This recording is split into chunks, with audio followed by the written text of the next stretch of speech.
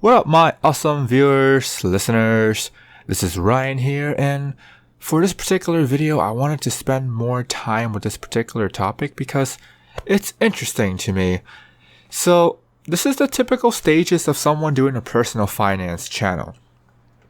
In the beginning, they will start off with tips and tricks to save money, similar to what I'm doing. At this point in the game, they're trying to build up an audience. They are grinding every single day or almost every single day to produce content that are somewhat similar to the next guy with their own personal spin on the topic, and they want to make it somewhat original. After the initial build-up, they will fall into two roads. If they can't build an audience in some kind of time period, you won't see them again. They give up knowing that it's not going to work out and they'll move on to something else. And to be honest, you could say that that's me. Because there's a time when I was just running out of ideas and I didn't want to be another personal finance guy on YouTube, which is why my videos is making me talking with some kind of video game in the background.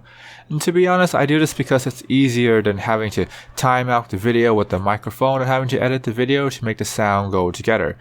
I can admit that I want to make easier videos because a lot of them just revolves around me talking anyways. If you have seen my other videos, then you know what my face looks like, so there's no surprises there. Anyways, tangent aside, if they somewhat built an audience, usually around 1 to 10,000 subscriber count, then this is when they'll go into book reviews, or it could be the other way around where they get into book reviews in the first stage and then go into the money tips in the second. These two are pretty interchangeable.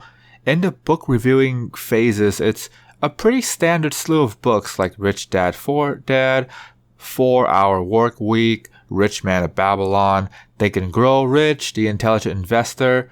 If you've been around the block of personal finance, these names should sound pretty familiar.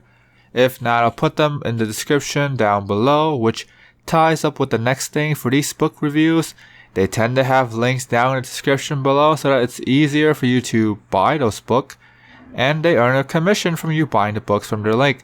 Hence, more book reviews are just sort of praises because they want the book to look good in order for you to buy it and give them money. Who in their right mind would do a bad book review and then not have people buy it and then you don't earn money from it? So just kind of common sense there.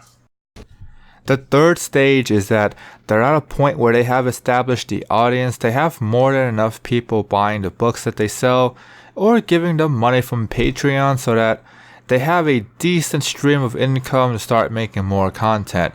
At this point, these guys are either quitting their job to pursue YouTube or they're still working at their job for the finale.